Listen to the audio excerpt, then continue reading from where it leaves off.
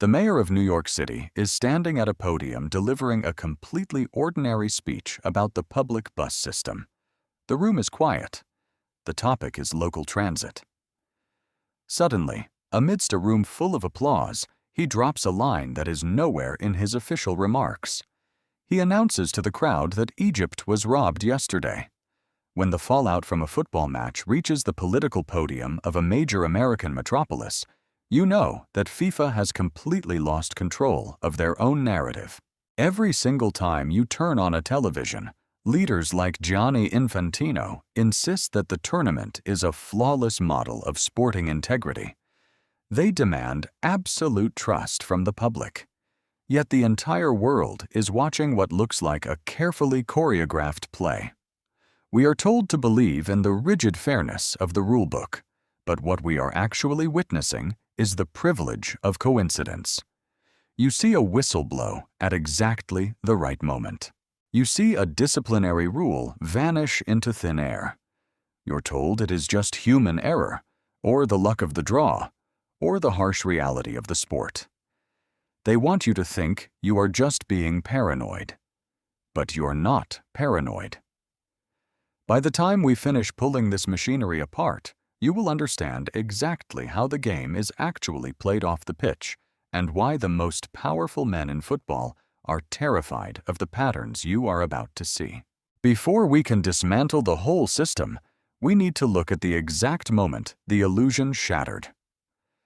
The round of 16 clash between Argentina and Egypt in Atlanta should have been a masterpiece of sporting courage. Instead, it became a crime scene. Egypt was winning 2-0 deep into the second half. They were playing with absolute composure. They were dismantling the defending champions piece by piece. Then Mostafa Zico put the ball in the net for what should have been the final decisive blow. But the goal was taken off the board. The video assistant referee found a foul by Marwan Attia on Lisandro Martinez somewhere back in the attacking build-up. The goal vanishes. Moments later, the momentum shifted entirely, culminating in a stoppage time strike from Enzo Fernandez to seal a 3-2 victory for Argentina. It was an elite comeback on paper, but nobody in the stadium or watching at home was talking about the football. The Egyptian coach, Hossam Hassan, immediately stepped to the press and declared that his team suffered an unjust defeat. He pointedly suggested that marketing support had kept Argentina in the tournament. The Egyptian Football Association filed a formal complaint demanding the exclusion of the match officials. The outcry was so loud, so deafening, that the FIFA referee chief Pierluigi Collina had to step in front of the cameras to calm the storm. Collina explained the mechanics perfectly. He stated that under the protocol, officials can review the entire attacking phase, and they found a legitimate foul. The rule is real. The citation is correct. But then Collina went one step further. He firmly declared that nobody is allowed to question the integrity of the FIFA match officials. There is a very specific problem with standing in front of a microphone and demanding that people stop questioning your integrity. You only have to give that speech when millions of people already are. A rigid defense of the rulebook completely misses the point of the anger spreading across the globe. The outrage does not stem from a single controversial whistle. It is born from a growing realization that the rulebook seems to have two entirely different versions depending on who is wearing the shirt. When officials use the concept of integrity as a shield to deflect legitimate questions, they are not protecting the sport. They are sitting on a ticking time bomb. When a governing body responds to raw human emotion with a cold reading of a technical manual, they reveal their true priorities. They are not trying to convince you that the game was fair. They are trying to convince you that they have the paperwork to prove they are legally untouchable. This is how modern football governance operates. It is a machine that hides behind the absolute authority of technology. They use the video assistant referee not as an instrument of justice, but as a tool of convenient intervention. They want you to accept these isolated incidents as terrible luck for the underdog. But terrible luck does not systematically, predictably, and consistently favor the most marketable team on the planet. The tension you feel in your chest when you watch these games is real. The fans are not angry because they hate the rules. They are angry because they suspect the rules are being weaponized.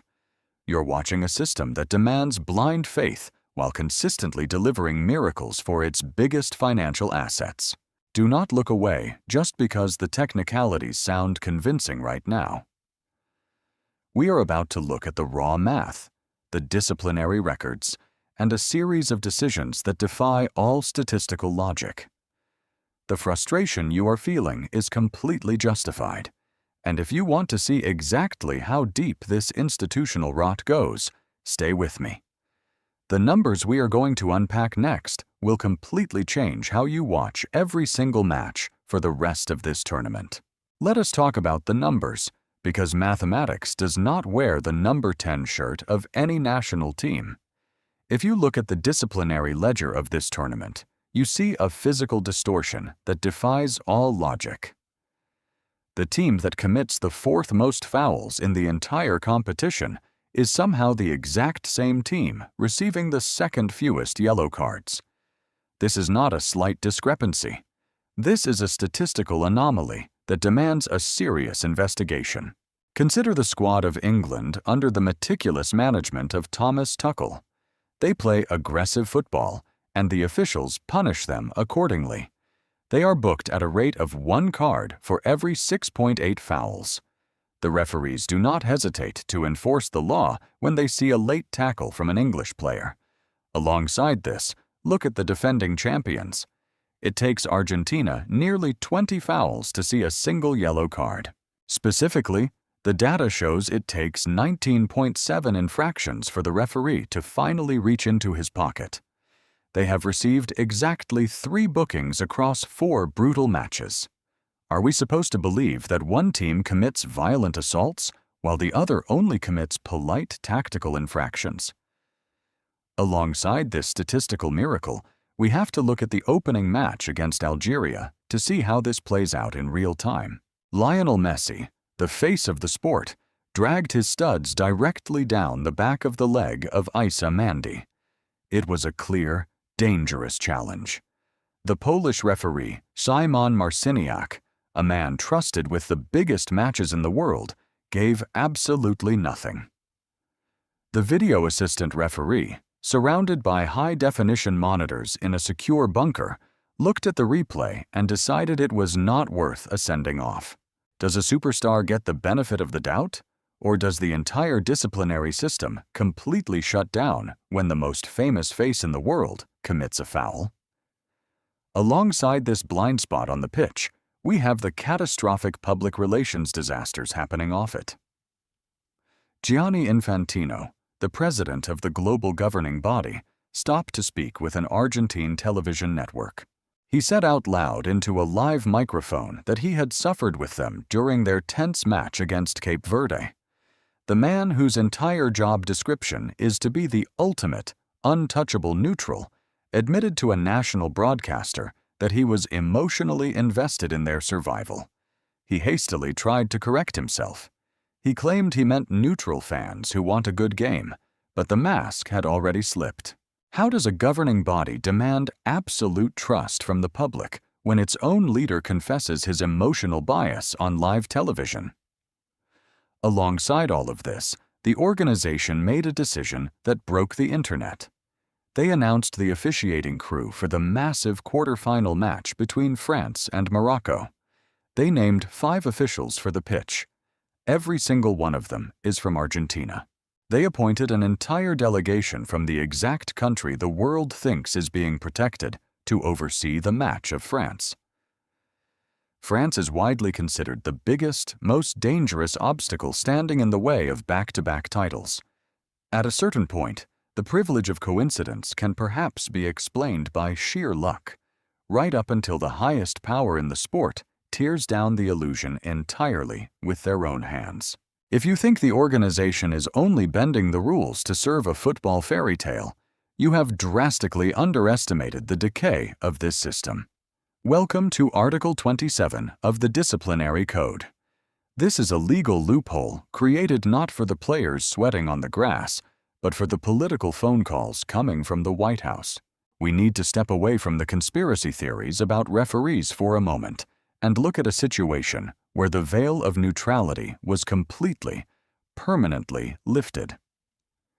During a heated match against Bosnia, the United States striker Folarin Balogun received a straight red card for a heavy, reckless challenge.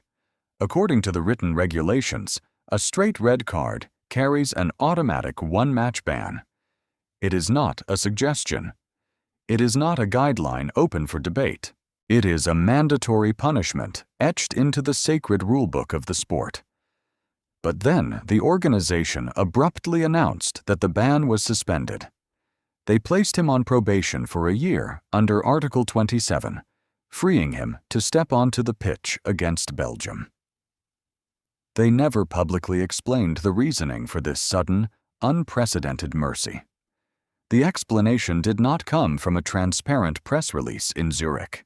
The explanation came when Donald Trump casually confirmed to reporters that he had personally called Gianni Infantino to ask for a review. He called the original decision horrible and stated that he did not think it was a foul. The governing body insists the phone call played absolutely no part in the reversal. They want you to believe in the privilege of coincidence once again. They want you to close your eyes and believe that a direct line from a world leader to the president of football just happened to precede the overturning of a mandatory suspension. To understand the crushing weight of this injustice, you have to look at the human cost on the other side of the bracket. The England player Jarrell Quincy was sent off for a nearly identical studs-up challenge. The review booth deemed it serious foul play. He did not get a probationary reprieve. He did not get a secret phone call. He received a severe two-match ban that his federation was bluntly told they could not even appeal. Two similar tackles result in two entirely different realities. One player gets a pardon after a call from the most powerful politician in America, while the other gets his tournament destroyed without a second thought. This is the exact moment the anger stops being about a game and starts being about raw, unfiltered power. You are watching a structure that demands total compliance from the weak while instantly folding for the strong. The human element of the sport is completely erased when the rules apply differently based on the political contacts in your phone. The players train their entire lives for this stage, only to realize the outcome might be decided by men in suits trading favors. This brings me to a question I need you to answer directly right now. When you look at the Balogun reversal and the Quincy suspension, do you see an organization trying its best to manage a chaotic tournament? Or do you see a corrupt machine protecting its political and financial assets? Tell me exactly where you stand in the comments down below, because we need to know if the public is still willing to accept this level of blatant manipulation. When fairness is priced by who holds the direct phone number to the president, the ghosts of past scandals stop being rumors and become established precedents. Can a tournament survive when the integrity of the whistle is up for sale? To truly comprehend why the entire planet is so ready to embrace the darkest theories during this ongoing tournament, we must step down into the cold historical basement of international football. This absolute lack of trust did not just materialize out of thin air in Atlanta last week. We are looking at a governing structure and a specific national legacy that have had nearly 50 years to master the art of plausible denial. It is a timeline filled with dark deals, whispered agreements, and political shadows. Let us rewind the clock to the summer of 1978. Argentina hosted the biggest sporting event on earth under the brutal military dictatorship of Jorge Rafael Videla. The atmosphere in Buenos Aires was heavy with political terror. The format of the competition required the host nation to go into their final second-round match needing to defeat Peru by exactly 4 clear goals to reach the grand final. It was a monumental, almost impossible task on paper. They stepped onto the pitch and systematically demolished Peru 6-0. Almost immediately, massive rumors of a political fix began to circulate across the globe. Decades later, a Peruvian senator named Genaro Ledesma stood in a courtroom and testified under oath about a terrifying secret arrangement. He detailed a dark pact struck between Videla and the president of Peru. The testimony alleged that political dissidents were shipped to foreign prisons on the strict understanding that Videla needed a massive football victory to launder the bloody image of his regime on the global stage. It remains officially unproven. But stories of that magnitude never fully wash out of the soil. Fast forward to the knockout stages of 1990. The defending champions face Brazil in a brutal, exhausting clash. The heat is suffocating. During a pause in the match, the Brazilian star Branco drinks from a water bottle handed to him directly by a medical staff member of the opposing team. Shortly after consuming the liquid, Branco claims he felt incredibly dizzy and entirely disoriented on the pitch. Claudio Canigia subsequently scores the winning goal to eliminate Brazil from the competition. Years later, a television journalist asked the legendary manager Carlos Bilardo about the infamous spiked water bottle incident. Bilardo gave the single most chilling non-denial in the entire history of the sport. He looked directly at the camera and simply stated that he is not saying the incident did not happen. The Brazilian Federation threatened to send a massive dossier of evidence to the global governing body. As far as the public knows, the officials in Zurich did absolutely nothing to investigate. Then we arrive at the winter in Qatar in 2022. During their magnificent march to the world title, the team was awarded 5 penalty kicks. That is the highest number of penalties any single team has ever received in the history of the competition. Loyal supporters firmly argue that every single foul was legitimate. Angry detractors argue that 5 is a massive statistical anomaly requiring a deep, independent investigation. More than a year after that final match, the respected former manager of the Netherlands, Louis van Gaal, went on national television. He had lost a spiteful, violent quarter-final match on penalties. He openly stated that the goals and the lack of punishment for certain players felt entirely premeditated. When the host asked him directly if he believed the tournament was designed to make Lionel Messi the champion, he boldly answered yes. There is no concrete evidence to support the claims of a bitter manager who lost a tight match. But the accusation stuck permanently in the minds of millions because it landed on soil that had been fertilized for half a century. You can try to argue that these historical events are just the ghosts of a turbulent past. But when the privilege of coincidence happens over and over again, people stop viewing it as an unfortunate accident. They begin to recognize it as the standard operating system of a corrupt machine. The greatest tragedy of this current summer does not actually live in the shadows of an overturned goal or a forgiven red card. The real tragedy is profoundly unfair to the athletes sweating on the grass. The squad featuring Lionel Messi, Lautaro Martinez, and Enzo Fernandez is a perfect sporting machine.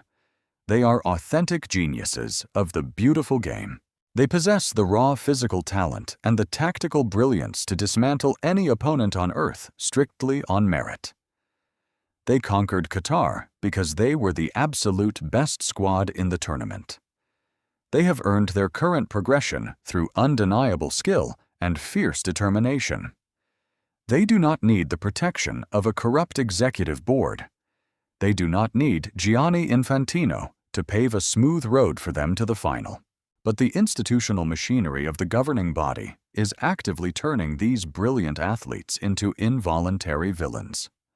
By operating exactly like a political cartel, by bending strict disciplinary rules for powerful political friends, and by enforcing a terrifying code of silence, the officials are casting a dark, permanent shadow over the sport. They are robbing the players of their pure, undisputed legacy. Sports fans are incredibly forgiving people at their core. They will easily forgive a referee who makes a genuine human mistake in the heat of a frantic, high-speed match. What they will never forgive is the creeping suspicion that the rules of engagement were rigged before the players even walked out of the tunnel. The public refuses to accept a reality where a team has to beat both the 11 men on the grass and the invisible men sitting in the luxury executive suites. When the final whistle of this tournament eventually blows, we will face a profound choice. Will we be celebrating a magnificent group of champions who conquered the world? Or will we simply be closing a criminal file that the governing body has already sealed away? The right to judge the integrity of this game now belongs entirely to you. If you want to keep pulling the thread and exposing the raw truth behind the curtain, join our community in the comments and hit subscribe to stay with us. We will keep following the power and the money until the very end. Because this is not just a tournament. This is a defining era of institutional collapse.